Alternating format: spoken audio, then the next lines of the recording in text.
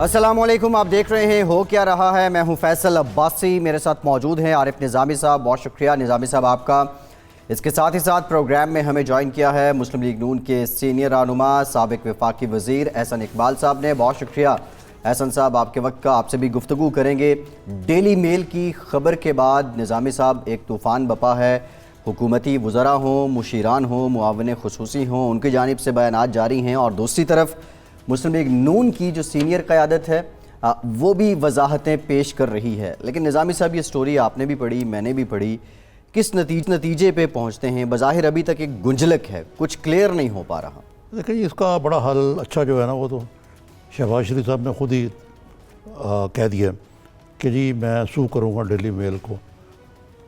جی، وہ وہاں پہ دودھ کا دودھ اور پانی کا پانی ہو جائے گا برطانیہ میں، کیونکہ باقی تو کوئی کریڈیبلٹی ہے نہیں کسی کی۔ عمران خان صاحب کو بھی سو کریں گے، انہوں نے یہ بھی کہا ہے کہ اور پھر وہ بھی دودھ کا دودھ اور پانی کا پانی ہو سکتا ہے۔ ہاں یقیناً اگر وہاں کریں گے تو یہاں پہ نہیں۔ ٹھیک، حسن اقبال صاحب السلام علیکم۔ جی وعلیکم السلام۔ یہ لگتا ہے کہ آپ کے ارد گرد تو اثار تانگی ہوتا جا رہا ہے۔ یہ جو ڈیلی میل اور سنڈے کی جو خبر ہے کہ اتنے ملین ڈالر جو ہیں، 50 ملین ڈالر ہضم کر گئے آپ امداد کے، پاؤنڈ بلکہ، یہ بتائیے کہ یہ کو ہماری سمجھ میں ایک بات نہیں آ رہی کہ یہ ٹائم لائن کیا سی؟ زلزلہ 2005 میں آیا ہوا تھا، ایرا ایک وفاقی ادارہ نمبر 2، نمبر 3 یہ کہ یہ زلزلہ جہاں تک میری میموری اگر ٹھیک کام کر رہی ہے تو یہ آزاد کشمیر اور ہزارہ ڈویژن کے علاقے، ہزارہ ڈویژن وغیرہ میں یہ اس کا زور تھا، تھوڑا بہت اسلام آباد میں بھی اس کا اثر ہوا، لیکن یہ پنجاب میں ایک تو آیا نہیں۔ دوسرا یہ کہ یہ 2005 میں کس طرح ڈیفلٹ کے پیسے جو ہیں شہباز شریف صاحب ہضم کر گئے؟ یہ شکریہ نظامی صاحب، میں سمجھتا ہوں کہ آپ نے خود ہی نشاندہی کر دی ہے۔ یہ ساری سٹوری تضادات کا مجموعہ ہے۔ بدقسمتی سے اس وقت حکومت ڈیسپریٹ ہوئی ہے، اور یہ اپوزیشن کی کردار کشی کے لیے بین الاقوامی سطح پہ جو غیر مستند میڈیا ہے اس کا سہارا لے رہی ہے۔ آپ بھی صحافت سے وابستہ ہیں، آپ جانتے ہیں کہ برطانیہ میں ڈیلی میل ہو گیا یا سن ہو گیا، ان جیسے ٹیبلائڈز کو کوئی سنجیدہ نہیں لیتا، بلکہ ٹیوب کے اسٹیشن پہ یہ پڑے ہوتے ہیں لوگ جو 30-40 منٹ کی وہاں پہ ٹرین ہوتی ہے انڈر گراؤنڈ، اس میں اس کو ایسی سنسنی خیزی کے لیے دیکھتے ہیں۔ اور ویکیپیڈیا نے تو 2017 میں باقاعدہ یہ اناؤنس کیا تھا کہ کوئی ان کی سائٹیشن قبول نہیں کی جائے گی، کیونکہ ان کی خبریں فیبریکیٹڈ ہوتی ہیں، جھوٹ پہ مبنی ہوتی ہیں اور سنسنی خیز ہوتی ہیں۔ اور برطانیہ کے خود جو بین الاقوامی امداد کا ادارہ ہے اس نے باقاعدہ طور پہ اس خبر کی تردید کر دی، اور جیسے آپ نے کہا کہ یہ جو زلزلہ ہے یہ 2008 سے پہلے آیا تھا جب ہم صوبائی حکومت میں آئے تھے، اور وزیر اعلیٰ پنجاب کیسے ایرا میں اور اس زلزلے کی مدد میں حصہ لے سکتے تھے جبکہ زلزلے کی کوئی رقم پنجاب میں نہیں آئی۔ یہ مختص تھی زلزلہ زدہ علاقوں کے لیے، اور ڈیفڈ کا ایک اپنا بڑا فل پروف سسٹم ہے کہ جس سے وہ اپنے اکاؤنٹس کو، اپنے فنڈز کو آڈٹ کرتے ہیں۔ برطانیہ کا ایک اپنا نظام ہے۔ یہ صرف ایک کردار کشی کی کوشش ہے جس سے پاکستان کے دشمنوں کو انہوں نے ایک موقع فراہم کیا ہے کہ وہ پاکستان کے دوست ممالک میں یہ کیس بنا سکیں کہ پاکستان میں آپ امداد نہ کریں، وہ خرد برد ہو جاتی ہے۔ اور جو ڈیلی میل ہے یہ کچھ عرصے سے ایک کیمپین چلا رہا ہے کہ برطانیہ کو غیر ملکی امداد بند کر دینی چاہیے اور ہمیں کسی بھی ملک کی غیر ملکی امداد نہیں کرنی چاہیے۔ تو ان کا اپنا ایجنڈا ہے، ان کو انہوں نے یہ سٹوری جو فیبریکیٹڈ تھی فیڈ کی، انہوں نے اپنا مقصد حاصل کرنا تھا، لیکن اس میں پاکستان بدنام ہو گیا۔ پاکستان کے دوست ممالک جو پاکستان کی مدد کرتے ہیں وہ بدنام ہو گئے، اور اس حکومت نے یہ ظاہر کیا کہ وہ کتنی نااکبت اندیش ہے اور کتنی حسد کی آگ میں جل کے اندھی ہو چکی ہے کہ وہ پاکستان کے مفاد سے بھی کھیلنے سے دریغ نہیں کرتی۔ ہاں لیکن دیکھیں نا، اس میں ایک پہلو یہ بھی ہے کہ ڈیفڈ کا جو یہ پروگرام ہے پاکستان میں، یہ ایک ان کا شو کیس پروگرام تھا، جیسے انہوں نے اپنی وضاحت میں بتایا۔ یہاں پہ انہوں نے یعنی کوئی ملینز آف بچوں، اسپیشلی گرل ایجوکیشن، کئی اسکول کھولے ہیں، اس کی مانیٹرنگ کا ان کا ایک پورا میکنزم تھا جو میں نے خود بھی دیکھا ہوا ہے، اور وہ کہتے ہیں کہ جب پروجیکٹ ہو جاتا ہے تو اس کو ہم پوری طرح اس کی آڈٹ کر کے پھر آگے چلتے ہیں۔ تو یہ بات تو اپنی جگہ پہ آپ کی درست معلوم ہوتی ہے کہ پاکستان اس سے بدنام تو ضرور ہو رہا ہے، اور آئندہ جو مالی معاونت پاکستان کی کریں گے وہ سوچ سمجھ کے کریں گے۔ لیکن اس میں جو اصل اس کے جو زیادہ مورک ہیں وہ بیرسٹر شہزاد اکبر صاحب، سجاد کون سے اکبر صاحب؟ شہزاد اکبر صاحب، جو کہ اس کے اکاؤنٹیبلٹی کے اسپیشل اسسٹنٹ ہیں۔ کیا یہ لگتا ہے کہ ان کا ایک سگنیچر اس پہ نظر آتا ہے، اور خود بھی اس کا کریڈٹ لے رہے ہیں، اور انہوں نے چیلنج کیا شہباز شریف صاحب کو کہ ان کو سو کریں گے تو میں کچا چٹھا جو ہے وہ سامنے لے آؤں گا۔ تو آپ بتائیے کہ یہ اکثر سیاستدان کہتے ہیں کہ جی ہم سو کر دیں گے، لیکن بعد میں کرتے نہیں ہیں اور فالو اپ نہیں کرتے۔ اس معاملے میں کیا واقعی شہباز شریف تو سنجیدہ ہیں؟ یہ دیکھیے، شہباز شریف صاحب نے پہلے ہی غالباً 3 کیس عمران خان صاحب پہ کیے ہوئے ہیں، جو عمران خان صاحب نے جھوٹے الزامات لگائے تھے کہ مجھے شہباز شریف نے پیشکش کی اتنی رشوت لے لو اور پیچھے ہٹ جاؤ، تو اس کے اوپر ان کے خلاف ہتک عزت کا دعویٰ ہو چکا ہے۔ اور ابھی تک کی صورتحال یہ کہ عمران خان صاحب کا کوئی وکیل یا ان کی طرف سے کوئی پیش نہیں ہو رہا، تو اس میں ہم نے کبھی کوئی کوتاہی نہیں کی، بلکہ عمران خان صاحب جھوٹ بولتے ہیں، جھوٹے الزامات لگاتے ہیں، کردار کشی کرتے ہیں، اور جب انہیں قانون کا اور آئین کا سامنا کرنا پڑتا ہے تو یہ وہاں سے بھاگ جاتے ہیں۔ اسی طرح آپ دیکھیں، آج تک الیکشن کمیشن ہے یہ اپنی فورن فنڈنگ کا حساب نہیں دے رہے، مسلسل وہاں سے بھاگ رہے ہیں۔ یہ الیکشن کمیشن میں ان بے نامی اکاؤنٹس کا حساب نہیں دے رہے، اور عدالت کے اندر یہ کوئی نہ کوئی ہیلا بہانہ لے کے کور لیتے ہیں۔ جو اسٹیٹ بینک نے تصدیق کی ہے کہ الیکشن کمیشن کے پاس پی ٹی آئی کے درجنوں اکاؤنٹس جو جہاں باہر سے پیسہ آتا تھا ان کو ڈسکلوز نہیں کیا گیا ہے۔ تو عمران خان صاحب کے اپنے تمام مالی معاملات، ان کی ہمشیرہ کے مالی معاملات جس میں پاکستان سے باہر فنڈز گئے ہیں، باہر پراپرٹیز بنائی گئی ہیں، وہ ساری شیڈی ہیں، اور یہ ان کا کوئی جواب نہیں دیتے۔ لیکن مخالفین پر یہ مسلسل الزام لگاتے ہیں، کردار کشی کرتے ہیں، چونکہ ان کی اپنی ناکامی ہو چکی ہے، کسی بھی شعبے میں کچھ یہ پیش نہیں کر سکے۔ تو اب جہاں پہ کوئی بات ہوتی ہے بس ایک ہی تسبیح ہے، کرپشن کرپشن کرپشن۔ اب اس تسبیح سے نہ غریب کا پیٹ بھرتا ہے، نہ بے روزگار کو روزگار ملتا ہے، نہ ہماری وہ صنعت جو بند ہو رہی ہے اس کا پہیہ چل سکتا ہے، نہ ہماری زراعت جس کو انہوں نے تباہ کر دیا 1 سال کے اندر وہاں پہ پیداوار میں اضافہ ہو سکتا ہے۔ جی ہاں، لیکن میرا بنیادی سوال یہی تھا آپ سے کہ شہباز شریف صاحب ول واک دا ٹاک، اور واقعی یہ ان کو یہ ہتک عزت کا دعویٰ کریں گے ڈیلی میل کے خلاف، یا محض ایک سیاسی بیان ہی ہے؟ نہیں، بالکل کریں گے۔ انہوں نے خود اس بات میں بیان بھی دیا ہے کہ میں اس کو ہتک عزت کا دعویٰ کروں گا، سو کروں گا، چونکہ یہ جھوٹ پہ مبنی سٹوری ہے اور کردار کشی کی گئی ہے۔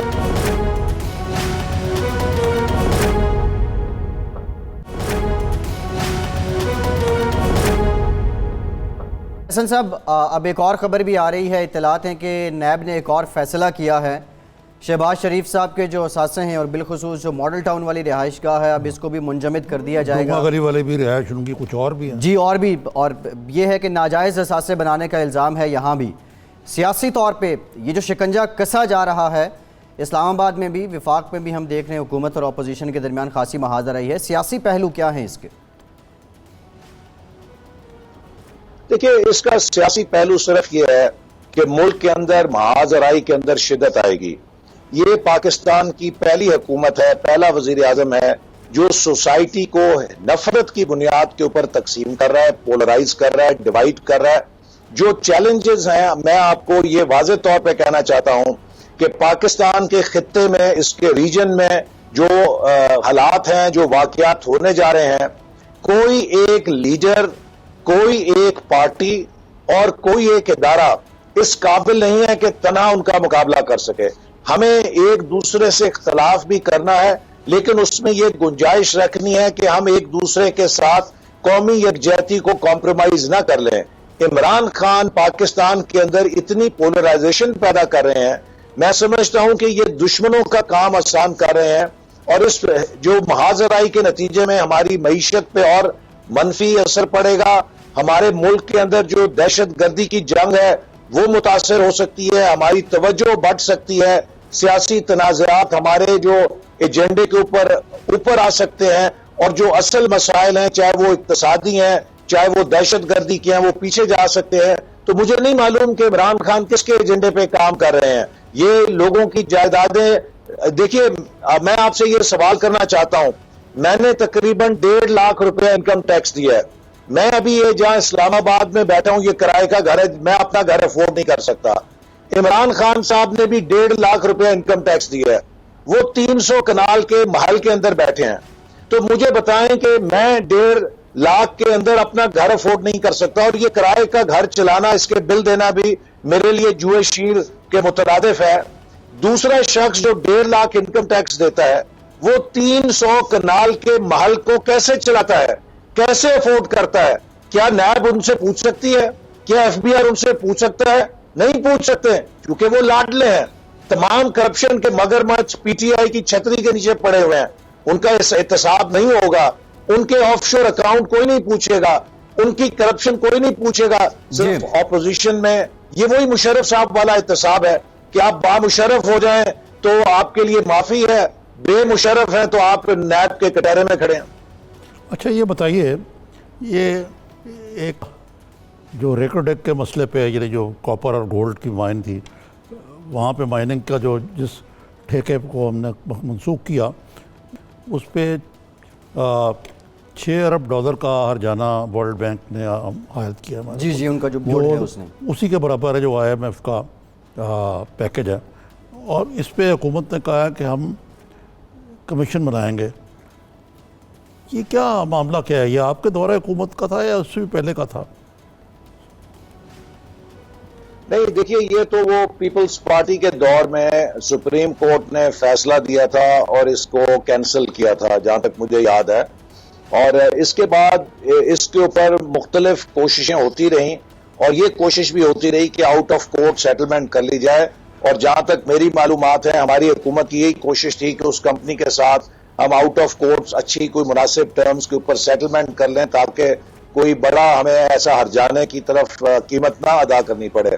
اب اس کے بعد پچھلے 1 سال میں اس حکومت نے اس بارے میں کیا پیش رفت کی، کس طرح اس کو ہینڈل کیا، اس بارے میں واقف نہیں ہوں. لیکن یہ یقیناً ایک بہت بڑا سیٹ بیک ہے اور بہت بڑی رقم ہے. ہم نے آئی ایم ایف سے اتنی کڑوی گولی کھا کے حکومت نے 6 ارب ڈالر لیے ہیں، اور اگر 6 ارب ڈالر آپ کو جرمانہ ادا کرنا پڑ جائے گا تو وہ تو معیشت کی بنیاد ہلا دے گا. تو اس لیے میں امید کرتا ہوں کہ حکومت اس کے بارے میں کوئی بہتر حکمت عملی اپنائے گی تاکہ پاکستان کو اس کا شوق نہ لگے. ہاں یہ ہوا تھا یہ جنوری 2013 میں جسٹس افتخار اور اس بینچ میں جسٹس گلزار اور سعید قاضی، سعید نہیں جو ہیں دوسرے والے ہیں، آصف سعید کھوسا، نہیں جی جو تیسرے والا جی خیر اب جی ایک اور جج تھے، تو اس کا یہ فیصلہ تھا متفقہ. تو اس بات کو بھی گزرے ہوئے 6 سال ہو گئے. تو ہم پتہ نہیں کس چیز کا انتظار کرتے رہے کہ اتنا بھاری جرمانہ جسٹس عظمت سعید جی آگے جائیں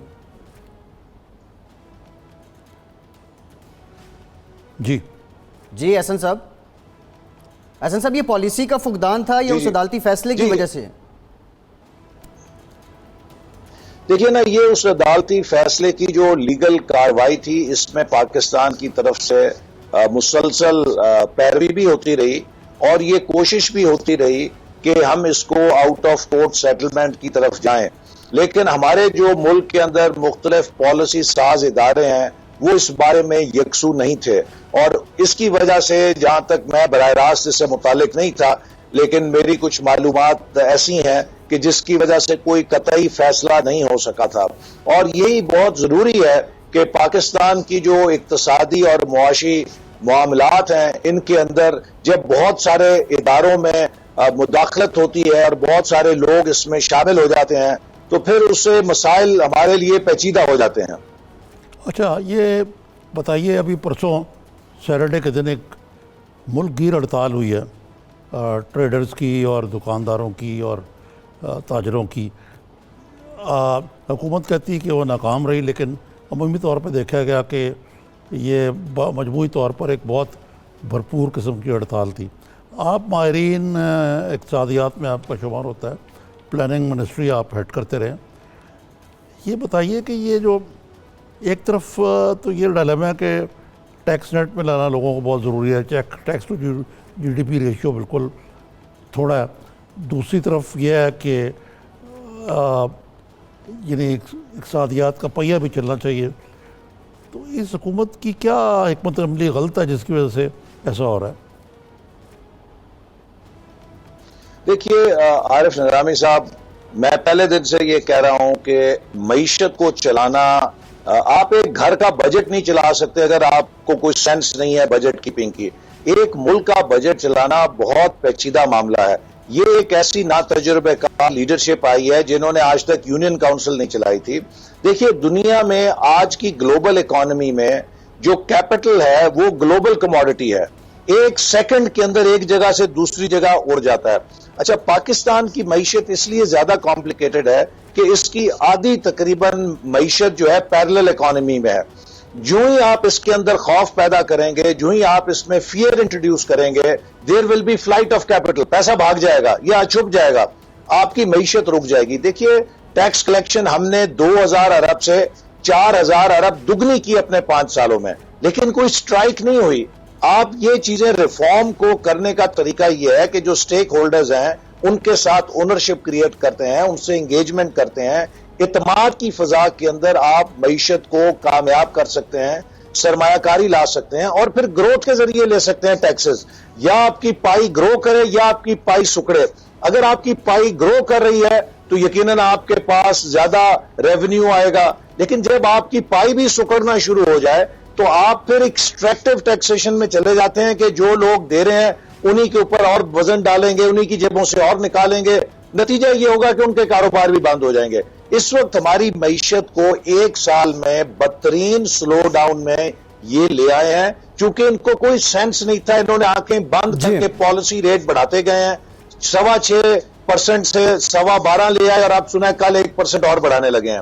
اسی طرح بغیر سوچے سمجھے 115 پہ ہم نے ڈالر چھوڑا تھا, اس کو 160 پہ 64 پہ یہ لے گئے ہیں. اب ان سب چیزوں نے ہمارے اندر شاکس پیدا کیے ہیں. دیکھیے جب آپ بہت مختصر وقت میں اتنے بڑا جھٹکا دیتے ہیں تو اس سے اکانومی کی بنیاد ہل جاتی ہے. This has to be done in a gradual way, جو بھی آپ چینج لے کر آنا چاہتے ہیں, اور پھر بزنس مین سے, انڈسٹریلسٹ سے, ڈائیلاگ سے, اعتماد کے ذریعے ایف بی آر پہ اعتماد قائم کر کے تو آپ لے سکتے ہیں. لیکن 1 ارب روپیہ جو آپ اکٹھا کریں گے 100 ارب روپیہ آپ ملک سے بھگا دیں گے. جی ٹھیک ہے. حسن صاحب, یہ جو بڑے ایمبیشس ٹارگٹ ہیں رواں مالی سال کے لیے جو بجٹ میں ٹیکس کلیکشن کے جو آپ کہہ رہے ہیں, اس کا مطلب یہ تو پورے نہیں ہو پائیں گے. دیکھیے نا, آپ اس سے اندازہ کیجئے کہ اس سال نظامی صاحب اس حکومت نے اتنا ٹیکس بھی اکٹھا نہیں کیا جتنا ہم نے آخری سال میں اکٹھا کیا تھا. اور آخری سال ہمیں کافی سارے بحرانوں کا بھی سامنا تھا, ملک کے اندر ایک مصنوعی سا بحران پیدا کیا گیا تھا. لیکن اس کے باوجود ہم نے جو اپنے حکومت کے 5ویں سال ٹیکس کلیکشن کی, پی ٹی آئی اپنے پہلے سال میں اس سے کم ٹیکس اکٹھا کر سکی. اب یہ کہتے ہیں کہ ہم یکا یک چھلانگ مار کے 5555 ارب روپے حاصل کر لیں گے. جب یہ 4000 نہیں اکٹھا کر سکے تو 5500 کہاں سے یہ اکٹھا کر لیں گے؟ نتیجہ کیا ہوگا؟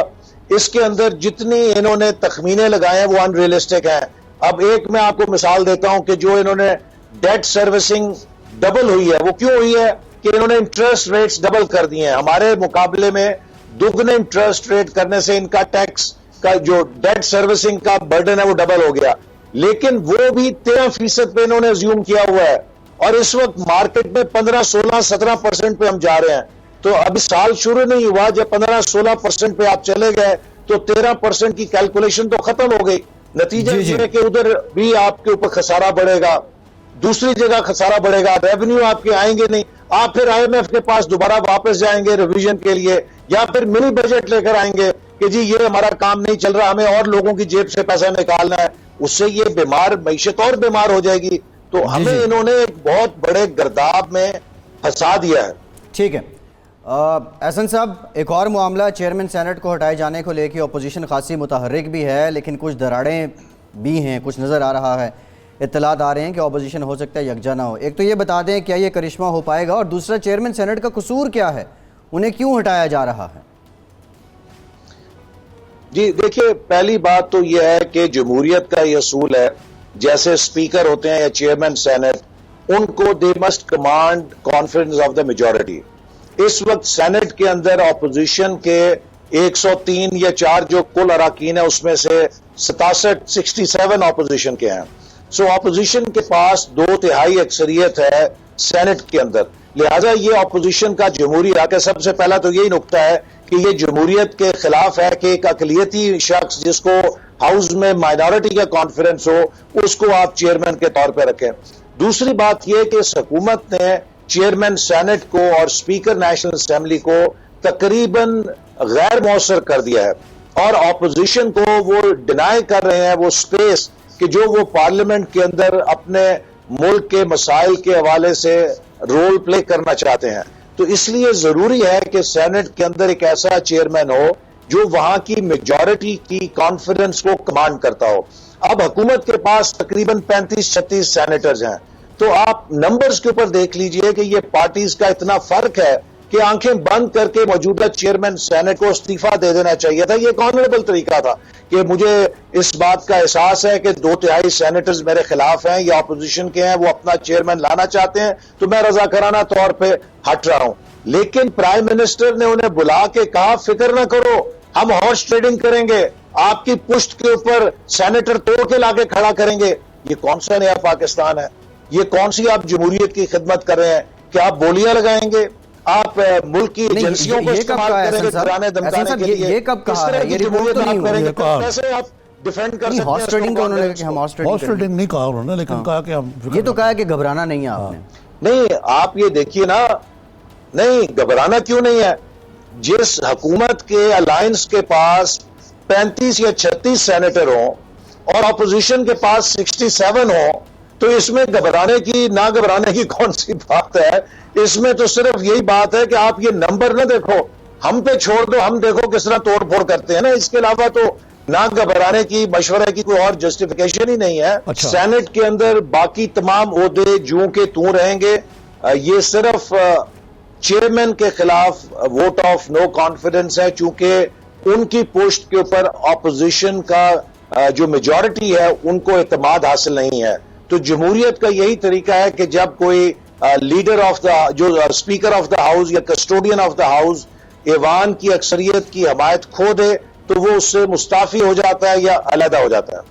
ٹھیک، بہت شکریہ احسن اقبال صاحب، بہت شکریہ آپ کے وقت کا. نظامی صاحب ایک دلچسپ بات انہوں نے کی، انہوں نے کہا کہ ہمارے بندے نظریاتی ہیں، وہ ٹوٹیں گے نہیں اور حکومت ہارس ٹریڈنگ کرے گی، اور 35-36 بندے ہیں حکومت کے پاس، تو وہ ان کے بندے بھی نہیں ٹوٹے گئے اور ان کے بندے بھی کم ہیں، تو پھر بندے کہاں سے آئیں گے؟ ہارس ٹریڈنگ کس کے ساتھ ہوگی؟ یہ بھی ایک سوال ہے ویسے، اگر اپوزیشن کے لوگ اتنے ہی نظریاتی ہیں. نہیں، وہ دیکھیں نا، وہ فاٹا کے لوگ ہیں، وہ تو ہر حکومت کے ساتھ جاتے ہیں. جی وہ تو پہلے یقین دہانی کروا چکے ہیں، کوئی ایسی راکٹ سائنس تو نہیں ہے. جی لیکن یقیناً یہ بات صحیح ہے کہ بجائے کہ ہارس ٹریڈنگ کا ایک نیا بازار گرم ہو اور جو کامیاب بھی نہیں ہوتا نظر آتا، یہ سینسیبل ایڈوائز ہے سنجرانی صاحب کی کہ وہ خود ہی سائڈ پہ ہو جائیں. ایک بریک لیتے ہیں، بریک کے بعد کچھ دیگر معاملات پہ بھی بات کرتے ہیں. ہمارے ساتھ رہیے.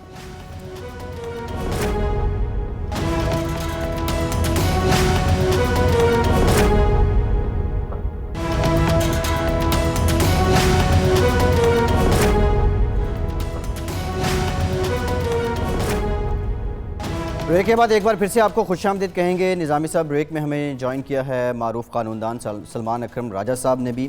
بہت شکریہ راجہ صاحب آپ کا، آپ سے بھی گفتگو کرتے ہیں. نظامی صاحب کل انتہائی اہم سماعت ہو رہی ہیں، اور جو احتساب عدالت کے جج تھے، اب خیر انہیں اپنے وہ پیرنٹ جو ان کا پلیٹ فارم ہے اس پہ بھیج دیا گیا ہے ان کے کیس کو لے کے، اور اب یہ معاملہ کس طرف جائے گا سلمان صاحب سے جان لیتے ہیں. قواعد و ضوابط کیا ہیں ایک جج کے لیے، اور دوسرا جو ان کا بیان حلفی ہے سلمان صاحب، اس سے تو بہت سے معاملات اسٹیبلش بھی ہو رہے ہیں.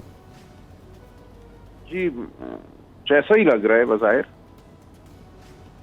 تو راجہ صاحب یہ بتائیے کہ جو ایک بات تو ہے نا کہ جو میرے ذہن میں سوال آتا ہے، I am not a liar, کہ یہ اگر سارا کچھ ہو رہا تھا، ان کو ادھر سے ان کی مریم محترمہ کی آڈیو ویڈیو ٹیپ کے مطابق ان کو کچھ ادارے بلیک میل کر رہے تھے، انہوں نے بعد میں جو بیان دیا اس میں انہوں نے کہا ایفیڈیوٹ میں کہ ان کو شریف خاندان کی طرف سے بلیک میل کیا جا رہا تھا، ان کو زبردستی نواز شریف سے ملایا گیا. بعد کیس کے فیصلے کے بعد اسی طرح حسین سے وہ مدینہ میں ملاقات ہوئی.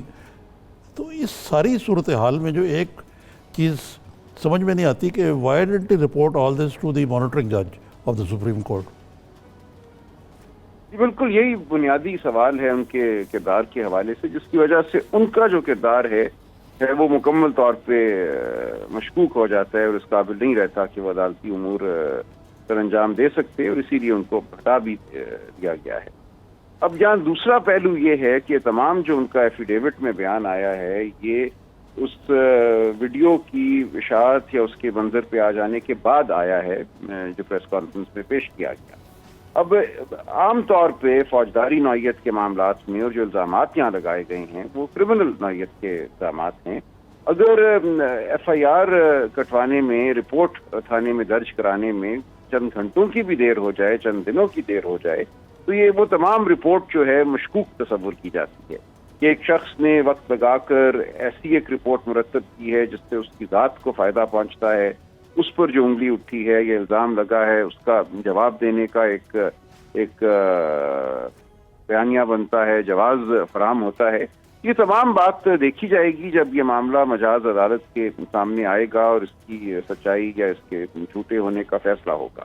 تو یہ تمام بات جو ہے اس کو اس وقت سچ مان لینا کسی بھی حوالے سے وہ میں سمجھتا ہوں درست نہیں ہوگا. ایک بیان انہوں نے دے دیا ہے کیونکہ وہ ایک طرح سے اس معاملے میں اب خود ملزم بن گئے ہیں اپنے کردار کے حوالے سے. ایک شخص کہتا ہے کہ میری قابل اعتراض حالت میں ویڈیو تھی اور اس ویڈیو کی وجہ سے میں دباؤ میں تھا. اب وہ کیا ویڈیو صرف ناصر بٹ صاحب کو میسر تھی یا کسی اور کو بھی میسر تھی؟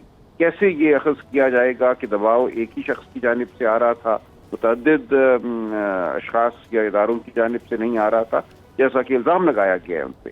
اب ان تمام باتوں کا احاطہ کرنا ہوگا، لیکن دشواری یہاں یہ ہے کہ کوئی گواہ بظاہر نظر نہیں آتا. ان کا جو بیان ہے اس بیان کی تصدیق کے لیے کوئی غیر جانبدار گواہ نظر نہیں آتا. انہوں نے کسی کا ذکر نہیں کیا کہ وہ شخص ہے جو غیر جانبدار ہے اور اس حوالے سے گواہی دے سکے گا یہ کچھ ہوا. اور اگر کوئی شخص مثال کے طور پہ سامنے آ بھی جائے اور کہے کہ جی میں موجود تھا اس موقع پر جب ان پر دباؤ ڈالا گیا یا ان کو رشوت کی آفر کی گئی، تو وہ شخص خود مشکوک ہو جائے گا ایز این اکمپلس کہ آپ وہاں پہ کیا کر رہے تھے. اور عام طور پہ وعدہ معاف گواہ جو ہے اس کی گواہی کو کمزور ترین گواہی تصور کیا جاتا ہے. اچھا سلمان صاحب، مسلم لیگ نون کی جانب سے اب جو سننے میں آیا ہے ہائی کورٹ میں، وہ جو اپیل کر رہے ہیں ارشد ملک صاحب کے بیان حلفی کو وہ اپیل کا حصہ بنا رہے ہیں. لیگل گراؤنڈز پہ یہ کتنا فروٹفل ہوگا نون لیگ کی جو پلی ہے اس کو لے کر؟ دیکھیے یہی صحیح طریقہ ہے کہ جو ایک نیا ان کو گراؤنڈ ملا ہے اپیل کے لیے اس کو اسی عدالت کے سامنے پیش کیا جائے جہاں اپیل سنی جا رہی ہے. اور وہی میں سمجھتا ہوں اب مجاز عدالت ہے اس تمام معاملے کی چھان بین کے لیے. وہ گواہی بھی طلب کر سکتے ہیں اور اس کے بعد ایک اپنا فیصلہ دے سکتے ہیں کہ یہ ٹرائل شفاف تھی یا نہیں. تو بالکل یہ میں سمجھتا ہوں ٹھیک قانونی طریقہ ہے کہ اس معاملے کو عدالت کے سامنے جہاں اپیل زیر سماعت ہے وہاں اٹھایا جائے. ٹھیک سلمان صاحب، آپ کا بہت بہت شکریہ. آپ نے کافی کنفیوژن پہ روشنی ڈال کے کلیئر کیا. جی سلمان اکرم راجہ صاحب ہمارے ساتھ موجود تھے. نظامی صاحب بڑا کلیئرلی انہوں نے بتایا ہے اور جو چیزیں اسٹیبلش ہوئی ہیں اس سے متعلق بھی انہوں نے قانونی رائے دی ہے. نظامی صاحب، نون لیگ کا ٹائم لائن بڑا انٹرسٹنگ ہے. نواز شریف صاحب جیل میں، مریم نواز شریف صاحبہ فرنٹ لائن پہ، فرنٹ فٹ پہ، شہباز شریف صاحب قدر معتدل ماڈریٹ تھے بیک فٹ پہ کبھی کبھی تھوڑا سا آگے آ جاتے تھے لیکن وہ مڈ وکٹ سے آگے نہیں جاتے تھے. ابھی انہی وہی ریڈار پہ ہیں، پھر سے شکنجہ انہی کے خلاف دوبارہ سے کسا جا رہا ہے. نیب کا جو فیصلہ ہے، ذرائع جو بتا رہے ہیں کہ مزید ان کے اثاثے بھی منجمد کیے جائیں گے. سیاسی طور پہ ودن پارٹی جو فالوور ہے نواز لیگ کا، کیا وہ بھی افیکٹ ہوگا؟ لیکن نا دونوں برادران جو ہیں ان میں کوئی فرق نہیں رکھا جا رہا. جس طرح پرویز مشرف نے پہلے ہی بتایا تھا، وہ کہتے تھے یہ ایک ہی تھیلی کے چٹے بٹے ہیں. مقصد ہے کہ شہباز شریف صاحب سے اگر یہ تو رکھی جاتی تھی کہ وہ نواز شریف کے خلاف علم بغاوت بلند کر کے جی اور ایک انڈیپینڈنٹ لائن لیں گے. اور ان کی لائن یہی ہے. انہوں نے کئی دفعہ مجھے بھی کہا ہے کہ دیکھیں جی میری تو کنسسٹنٹ لائن ہے کہ اسٹیبلشمنٹ سے جنگ لڑنے کا کوئی فائدہ نہیں ہے, کاؤنٹر پروڈکٹیو ہوتی ہے. وہ اب بھی یہی کہہ رہے ہیں کہ بھئی آپ رستہ کھلا رکھیں. تو بھائی سے کیا غیر اعلانیہ بغاوت تھی؟ آپ اس کو بغاوت تو نہیں کہتے, ڈفرینس آف اوپینین ہے. بھائی کا بغاوت ہو نہیں سکتی جی کیونکہ نواز شریف وہ ڈائنامو جس سے ان کی بتی جلتی ہے, وہ سائیکل پہ نہیں ہوتا ہے ڈائنامو یوں کر کے اور لائٹ آتی ہے, وہ گھوم رہے ہوتے ہیں. تو ڈائنامو اس طرح ہو جائے تو بتی بجھ جاتی ہے. شہباز شریف صاحب کا اپنا ایک تشخص ہے. انہوں نے ڈیولپمنٹ کے حوالے سے پنجاب میں کام بھی کیا بھی, ڈیفٹ کے حوالے سے بھی ہم ذکر کر رہے تھے, دنیا کا کامیاب ترین پروگرام ہے جی جی وہ اپنی جگہ پہ. لیکن سیاسی طور پہ یہ پارٹی نواز شریف کی ہے, نواز لورز ہیں اس میں. نواز لورز ہیں. لیکن یہ بھی میں آپ کو بتا دوں کہ مریم کی ریکلیس لائن سے یہ پارٹی آگے نہیں جا سکے گی. اچھا ادھر ان کو شہباز شریف جیسے بردبار بیانہ رو سینسیبل لیڈرشپ کی ضرورت ہے. اور یہ خان صاحب جو کچھ کر رہے ہیں نا, یا خان صاحب کر رہے ہیں یا ان کی حکومت کر رہی ہے, یا یہ شہزاد اکبر کو تو میں کچھ سمجھتا ہی نہیں یار کیا چیز ہے. ویسے نظامی صاحب ود ڈیو رسپیکٹ, یہ سٹوری اپوزیشن یہ کہہ رہی ہے کہ یہ پلانٹ کی گئی ہے. آپ نے بھی زندگی گزار دی ہے صحافت میں, ظاہر ہے جب سٹوری آپ نے پڑھی تو اس کی ساری ساکھ سے اندازہ ہو جاتا ہے. اس کے بعد اب جو محاذر آئی ہے, ایک ترجمان ہیں فردوس عاشق اوان صاحبہ, پھر ان کے ساتھ ان کے ہم نوا ہیں, ہر بندہ اپنی اوپینین اس پہ دیے جا رہا. جی اور نہیں, بڑی ہی سخت زبان استعمال کی جا رہی ہے. وہ بات یہ ہے کہ بھائی فرض کریں یہ سٹوری ٹھیک بھی ہے. جی میں یاسین اقبال صاحب کی بات سے متفق ہوں کہ یار شہباز شریف نے سو کر دیا ہے یا کرنا ہے, لیٹ ہم ڈو اٹ. ٹھیک ہے, ٹھیک ہے نا. وہ نہیں کرتا تو آپ نیب میں کو کارروائی کریں, وہ کیس لے کے آئیں. اتنی ذہنی کیفیت کیوں طاری کی ہوئی ہے ترجمانوں نے؟ اصل میں بات یہ ہے ترجمان بیچارے بھی بے بس ہیں, کیا کریں.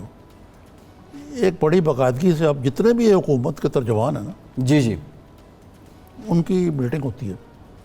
اچھا آج بھی میرے اطلاع کے مطابق ان کی میٹنگ تھی, اچھا, جس میں ان کو خان صاحب کی ہدایت تھی پہ جاؤ. اب اس میں ایک نام جو مجھے حیرانگی ہوئی کہ یار ہمائی اختر صاحب بڑے آنے شروع ہو گئے ٹی وی. اچھا, وہ بھی ترجمان بن گئے. اچھا وہ بھی ترجمان, میں خبر دے رہا ہوں آپ کو. اچھا, تو جو ترجمان اول تھے فواد چودھری صاحب, وہ بھی کیا میٹنگ کا حصہ تھے؟ یہ میرے علم نہیں, لیکن یقیناً وہ ہیں. وہ تو اچھا ترجمان تو ہے نا. انہوں نے ایک انوکھی سفارش کی ہے کہ رویت ہلال کمیٹی کو ختم کر دیا جائے. وہ کہہ رہے ہیں میں کابینہ سے سفارش کرتا ہوں. یہ بجھے ہوئے شعلوں کو پھر سے کیوں بھڑکا رہے ہیں؟ یہ تو کہتے نا آپ بیل مجھے مار.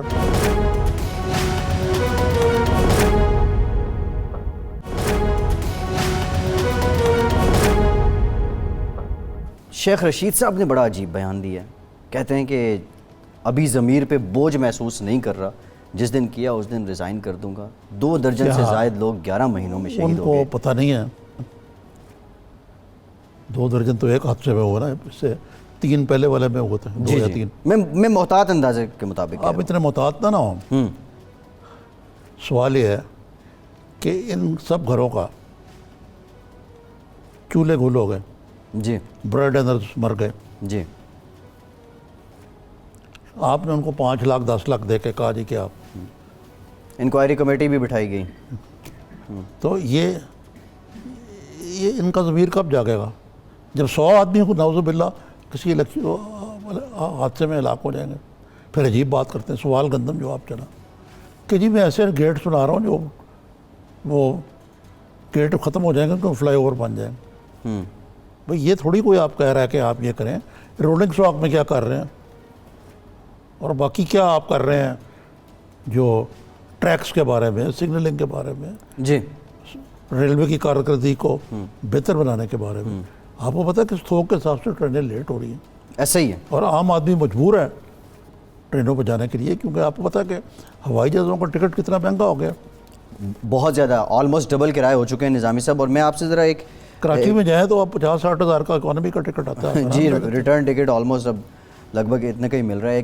ایک جو بھی ہم ذکر کر رہے تھے اس سے پہلے, یہ جو ساری سٹوری ہے ویڈیو لیکس والا معاملہ ہے, کردار ناصر جنجوعہ صاحب وہ کیا کردار ہے؟ وہ کردار نظامی صاحب یہ جب آپ معصومانہ انداز میں اپناتے ہیں نا، یہ بات آپ پہلے سے کہہ چکے ہوتے ہیں. جنوری 2018 میں آپ نے ایک انکشاف کیا تھا، ذرا وہ دیکھ لیتے ہیں، اس کے بعد واپس آتے ہیں بات کرتے ہیں. کل آپ نے کہا تھا کہ ناصر جنجوعہ صاحب کی ملاقات نہیں ہوئی، اور آج آپ کہہ رہے ہیں کہ ناصر جنجوعہ صاحب کی ملاقات ہوئی، تو یہ کیا ماجرا ہے؟ میں بھی قائم ہوں کہ نہیں ہوئی، اور میں یہ بھی خبر دیتا ہوں کہ ہوئی ہے. اچھا.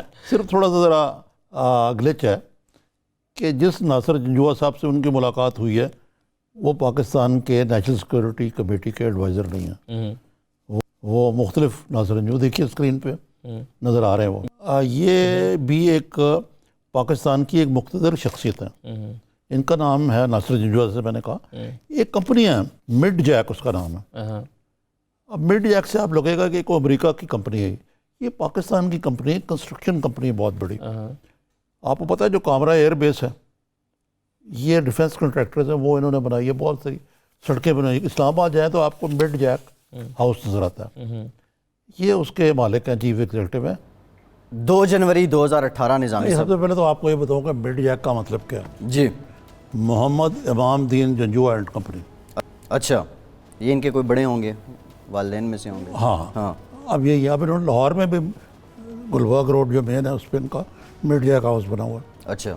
ہوا یہ کہ جب یہ میں نے خبر دی تھی تو جو نیشنل سیکورٹی ایڈوائزر تھے ناصر جنجوعہ جی ہیں اب بھی، لیکن نیشنل ایڈوائزر نہیں، وہ انڈیا گئے تھے.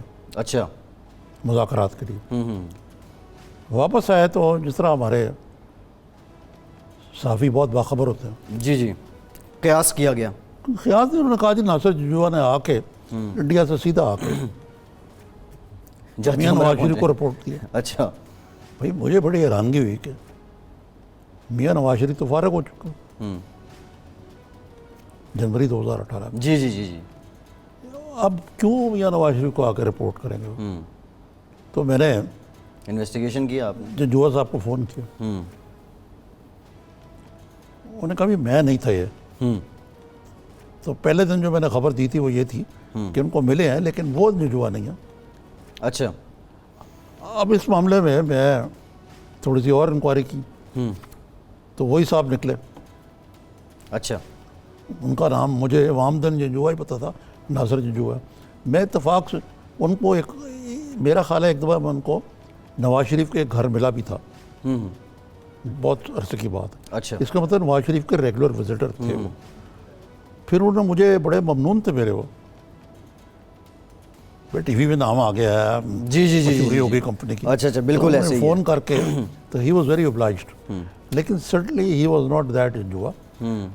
اب اس اسکینڈل میں ان کا کیا رول ہے؟ نظامی صاحب ریسنٹ جو ان کا نام آ رہا ہے، ناصر جنجوعہ صاحب، پھر ناصر بٹ صاحب بھی، اور کہا یہ جا رہا ہے متضاد یہاں اس پہ رائے ہیں، اور یہ ویڈیو بنوانے میں اور ان کا بھی ایک کردار ہے. ریسنٹلی آپ کا ناصر جنجوعہ صاحب سے کوئی رابطہ ہوا ہے؟ جی نہیں، میرا کوئی ان سے لین دین یا واسطہ نہیں ادروائز.